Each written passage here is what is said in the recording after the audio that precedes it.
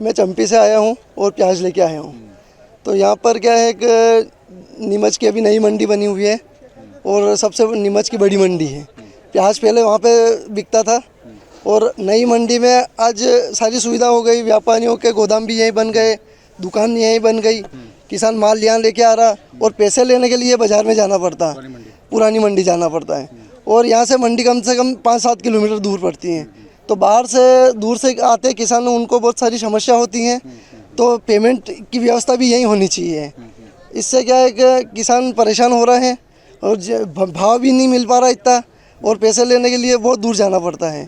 तो कहीं ना कहीं दिक्कत आ रही किसानों को, तो इसमें ध्यान देना चाहिए। मैं प्याज लेके आया हूँ और जैसे कि पुरानी मंडी में व्यवस्था वहाँ की थी, पहले नीमच में शहर में मंडी थी तो प्याज वहाँ बिक रहा था और वहीं पेमेंट हो रहा था। अब जब शहर से 8-10 किलोमीटर दूर मंडी आ गई है तो यहाँ पे सारी व्यवस्था कर दी गई है व्यापारियों के लिए, पर किसान के लिए कोई व्यवस्था नहीं है। ना यहाँ पानी पीने की व्यवस्था है, ना यहाँ पे कुछ सुधार हो रहा है किसानों के लिए, और यहाँ पे पेमेंट की व्यवस्था भी नहीं है। जब किसान रात को जो 100 किलोमीटर दूर से किसान आते हैं उनको बहुत ज़्यादा परेशानी हो रही है और यहाँ भाव भी मन मुताबिक हो रहे हैं, व्यापारियों के हिसाब से भाव लगा रहे हैं। सर जैसे पाँच तो किसानों को यहीं बच जाती है, फिर यहाँ से नीमच जाते हैं। कोई किसान तो गाड़ी लेकर नहीं आते हैं, कोई उनके साधन से आते हैं तो नीमच नहीं जा पाते हैं। फिर नीमच जाते 8 बज जाती है। कोई दूसरे किसान होते हैं, फिर उनको रात भर यहाँ रुकना पड़ता है, वो दूसरे दिन जाके पेमेंट मिलता है। फिर घर काम भी बिगड़ता है और किसान बेचारे हर तरफ से मारा फिर रहा है। प्रशासन ध्यान नहीं दे रहा है, प्रशासन को ध्यान देना चाहिए। सुविधा तो अभी थोड़ी कम है। अभी मंडी चालू हुई है, साहब से बात हुई है, सुविधा पूरी सब लागू हो जाएगी।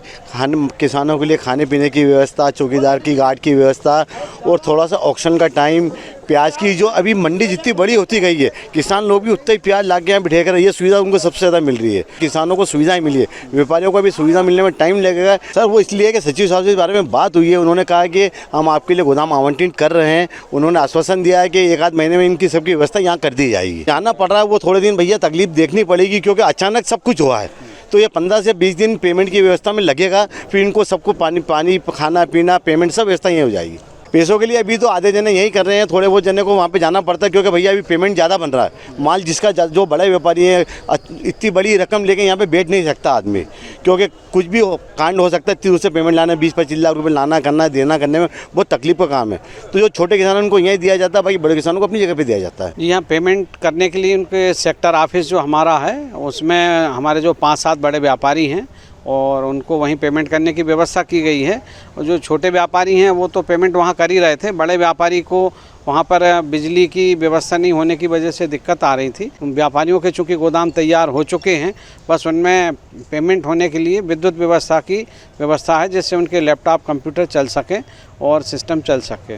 तो बहुत जल्दी विद्युत व्यवस्था भी पूर्ण करने का हमारे लिए आश्वासन दिया है कि हम बहुत जल्दी 8 से 10 दिन में ट्रांसफार्मर रिपोर्ट आ जाएगी तो कनेक्शन हो जाएंगे। तो आप ये मान के चलें कि जो आने वाला नया वर्ष है, जो 24 है, जनवरी 24, किसान के लिए, हमारे व्यापारी भाइयों के लिए, कर्मचारियों के लिए और हमारे मीडिया कर्मियों के लिए, सभी के लिए बहुत सुखद रहेगा। हाँ जी, अभी पेमेंट की व्यवस्था तो मैंने अस्थायी तौर पर अभी कर दी है, किंतु वो व्यवस्था अभी पूर्ण नहीं है। जब तक वो लाइट की व्यवस्था नहीं हो जाएगी तब तक वो पूर्ण व्यवस्था पूर्ण रूप से नहीं हो जाएगी। तो वो 2024 के पहले ये व्यवस्था वहाँ चालू हो जाएगी।